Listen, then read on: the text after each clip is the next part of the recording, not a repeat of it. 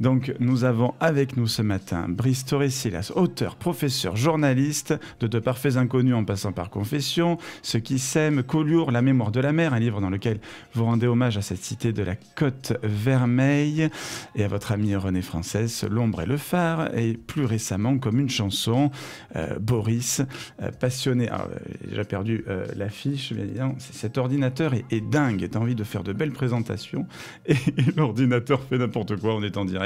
Bien sûr. Donc Boris, passionné de chansons, rêvé de célébrité. Vous parlez dans ce roman d'un jeune artiste qui se retrouve dans le milieu du spectacle. Vous êtes également un homme de radio, d'Europe 2 à Sud Radio, avec l'ami Yvan Cujouz, de podcast également, avec Au pied de la lettre, sans oublier les animations d'ateliers comme le Marathon des mots, Toulouse Polar du Sud, et les lettres d'automne de Montauban.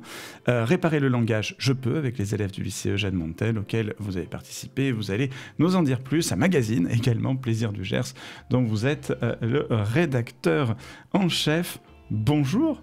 Alors, plus exactement, si je peux me permettre, c'est un travail d'équipe. Rédacteur en chef, c'est un bien grand mot. Ouais, d'accord, c'est un très gros travail d'équipe, alors vous me dites. Ouais. Disons que je suis beaucoup impliqué dans ce magazine, c'est vrai, depuis des années. D'accord. Bon, on va parler de tout ça. Alors déjà, comment allez-vous ce matin? C'est vrai que je pose toujours la question, parce que cette émission avait commencé à l'époque pendant le confinement, et je posais toujours la question aux invités, comment ça va? Parce que c'est vrai qu'on se posait pas assez la question, je trouve. Eh ben, ça va plutôt bien, pour diverses raisons. D'une part, j'ai bien dormi et l'insomniaque que je suis en profite parce que c'est assez rare. Donc j'ai très bien dormi et je vous remercie, ça va.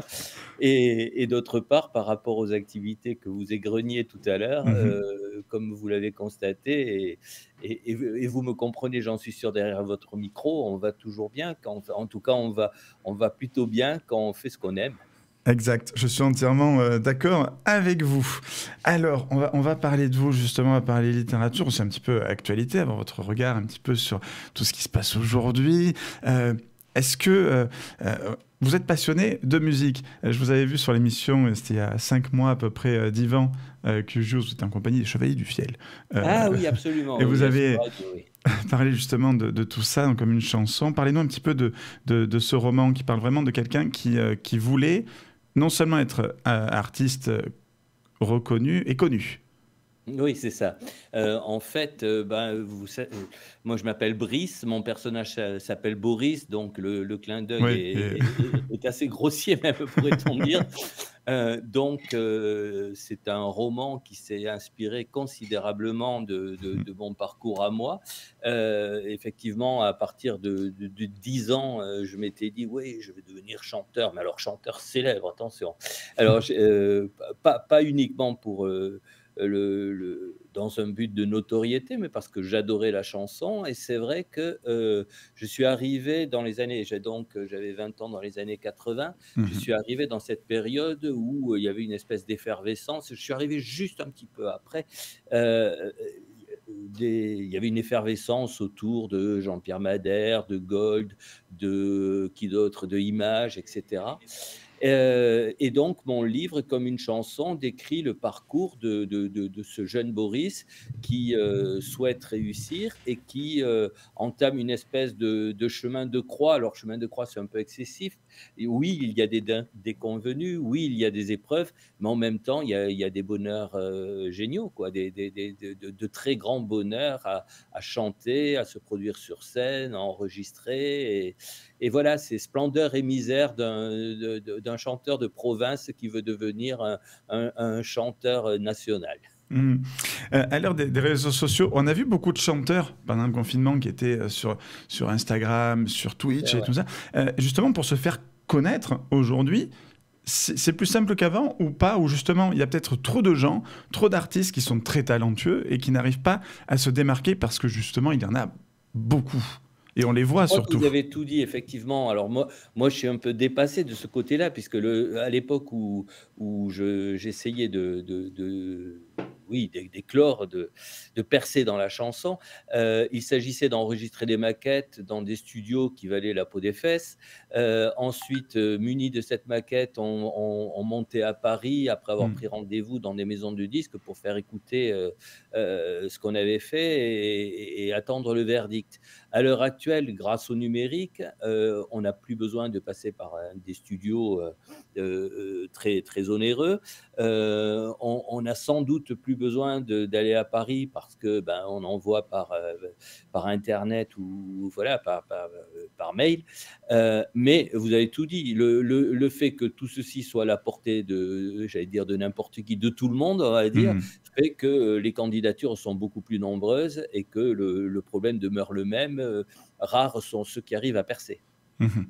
Et pour ceux qui arrivent à percer, est-ce que vous trouvez, bon, on va tomber dans le, c'est vrai que je suis un peu comme vous, j'aime beaucoup la chanson, j'aime beaucoup la variété également, et mais moi, bah, malgré j'ai 32 ans bientôt, mais je suis peut-être un peu réac entre guillemets sur la musique. Bon, j'aime beaucoup ce qui se C'est fait pas très grave, aujourd'hui. hein. Des Clara Luciani, ça j'adore. On a reçu L'Ombre qui est super, Big Flo et Oli qui sont fabuleux. Oui, Voilà, tout à fait. on a des tas d'artistes fabuleux, mais bon, et là encore j'ai cité justement des artistes qui ont des choses à dire. Mais de Mmh. plus en plus la musique, quand j'allume la radio, j'entends beaucoup de musique, mais plus vraiment de chansons. On a un petit peu oublié les Bécaud, je veux dire Ah oui, les gens comme ça. Je suis très ah, très je suis fan de d'accord. Gilbert Bécaud par exemple. J'adore Gilbert Bécaud. Mmh. Et c'est vrai que je me dis à chaque fois que je l'écoute, bien que j'écoute tout le reste, hein, mais je me dis, des comme ça, on n'en fera plus. Des Bécaud, des Ferrat. Je ne sais pas si on en fera plus et vous avez bien fait de citer des artistes comme Big Flo et Oli ou Clara Luciani qui sont peut-être des exceptions. Il doit y en avoir d'autres Oh, il y d'ailleurs. en a, il y en Moi, a, il y en a plein, il y en a plein. ouais, ouais, moi, je suis un peu quand même épaté par la nouvelle génération. Mais là où je vous rejoins complètement, c'est que, alors là, c'est bien avant les années 80, enfin, Mm. ou avant les années Oui, oui, 80. oui. Dans les années 70, il y avait des artistes qui pouvaient s'installer, ne serait-ce que le temps d'un album. On écoutait des albums et on offrait un univers chaque fois. On Mm. avait le dernier Souchon, le dernier Julien Clerc, le dernier Yves Simon, etc. Et on écoutait ça de A à Z avec parfois, enfin, pas parfois, à chaque fois, une progression dans les chansons, voire des albums concept comme Gainsbourg, où effectivement on avait toute une histoire, Marie-Lou. Et ensuite, dans les années 80, c'est là que ça a commencé un peu à décliner de ce point de vue-là. On cherchait le tube. Ouais. Et c'était des gens qui existaient le temps d'une chanson, de deux, de trois maximum. Et puis voilà quoi. Et cette notion d'artiste qui propose tout un univers, comme vous avez cité Beko, alors là on est encore plus tôt, Ouais, mais c'était ouais, vrai je suis pas pour si moi. jeune. Non, non, mais moi je trouve superbe que la chanson lance des ponts à travers les Ouais. générations, hein. Ça me va très bien ça. Mhm. Et donc, vous avez écrit ce roman. Donc, bon, vous n'avez pas de regrets quand même Non, j'aurais pu en avoir, mais j'aurais pu en avoir parce que c'était vraiment le projet d'une vie. Ouais. Ma chance, ça a été, bah, la littérature. Alors c'est un bien grand mot, la littérature, mais On voit derrière une bibliothèque bien remplie, hein. ah oui, mais derrière, oui. Oui, mais c'est vrai que pour le dire vite, quand j'ai fait le deuil de la chanson, il me fallait une activité artistique parce que pour éponger mon gros chagrin, on va dire, et je me suis mis à écrire. Mm. Et le hasard a fait que autant j'avais galéré pour trouver un producteur, ce qui avait été le cas, mais bon, ça n'avait pas suffi. Autant j'avais galéré pour la chanson, autant pour la littérature, c'est allé assez vite et j'ai trouvé une maison d'édition qui m'a accueilli et j'ai pu, si vous voulez, exprimer voilà, ce désir artistique, voilà, assumer ce désir artistique. Et voilà, la littérature m'a donc plus ou moins sauvé d'une dépression, on va dire. Ah, je comprends totalement. Et alors, donc, la littérature, le journalisme aussi, est-ce qu'il a changé? J'en parlais hier, j'avais une sénatrice, Maryse Carrère, qui était avec nous, Mhm. et d'un coup, on parlait un peu d'actualité, et je parlais des choses justement agréables et bien que font les élus locaux, notamment, c'est ceux qu'on a le plus proche de nous, mais dont on parle très peu. Ils font des choses très positives, mais on n'en parle pas parce qu'on veut aller dans le sensationnalisme un petit peu, on veut aller dans le espèce de séparer un petit peu les gens, les idées. Bon, c'est bien d'avoir des idées multiples, mais là, on se rend compte que ça va dans les extrêmes. On voit de l'ultra-gauche, de l'ultra-droite. Est-ce que le journalisme aujourd'hui, enfin le journalisme entre guillemets, parce qu'heureusement il reste de très grands journalistes, il y en a énormément, mais un petit peu comme les chanteurs, des fois on les met pas en avant parce que justement ça vendrait peut-être pas assez au vu des mœurs d'aujourd'hui. Est-ce que le journalisme a changé par rapport à ça et au lieu d'informer, il va plutôt essayer de donner des idées selon la chaîne qu'on regarde? Ben, je suis assez d'accord avec vous. Je pense que vous avez tout dit. Bon, c'est là, on ne faut pas sous-estimer. D'ailleurs, on ne la sous-estime pas l'influence des réseaux sociaux. Et Mmh. effectivement, oui, pardon, mais je vais reprendre exactement ce que Oui. vous avez dit. Il existe de grands talents Ah oui. journalistiques, ça, n'en doutons pas une seconde. Mmh. Mais c'est vrai que, et même ça déborde sur la presse écrite. Je vais citer personne, mais ça déborde aussi sur la presse écrite.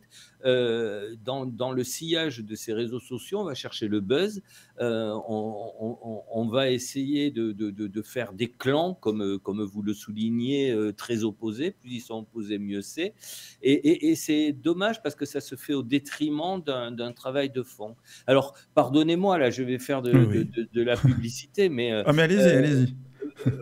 vous avez eu la gentillesse d'évoquer Plaisir du On Gers, va qui en est un parler, oui. magazine Mmh. annuel qui n'est vendu que dans le Gers, mais qui est sincèrement un très beau magazine qui fait plus de 200 pages sur papier glacé, etc.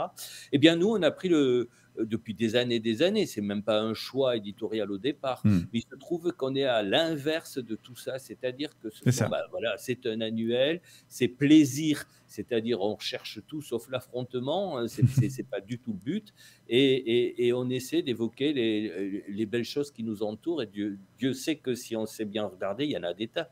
C'est ça, oui, surtout dans le Gers. Parlez-nous justement du Ouais, magazine, comment il se prépare. Donc, il y a une équipe, hein, vous le disiez, c'est ouais, très c'est ça. collectif quand même.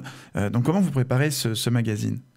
Et alors, ben, comment on le prépare? Mmh. Là aussi, c'est assez artisanal malgré tout. C'est-à-dire qu'il n'y a pas, comment on appelle ça? Allez, du coup, j'oublie, vous allez savoir ça vous. La première séance dans laquelle, pas de comité de rédaction, j'oublie La le conf de rédac, ouais, voilà, c'est ça. voilà, Ouais. merci, c'est le matin. Il Oh, n'y a pas de vous inquiétez pas. il y a pas de conférence de rédaction, c'est au fur et à mesure on se glisse des idées à l'oreille, voilà, et ce dont on s'est étonné, mais ça ne nous étonne plus maintenant, ce magazine, ça fait, quasi une vingtaine d'années qu'il existe. Mmh. Alors encore une fois, il fait plus de 200 pages, même si c'était pas forcément le cas au tout début, et on se disait: «Mais on va vite être sec, le 200 pages, plus de 200 pages chaque année sur le Gers». Eh bien non, parce que une interview en entraîne une autre. Alors d'une part, c'est un département un peu privilégié, il y a C'est beaucoup de vrai. personnalités qui viennent, Mmh. et puis en soi, gastronomie,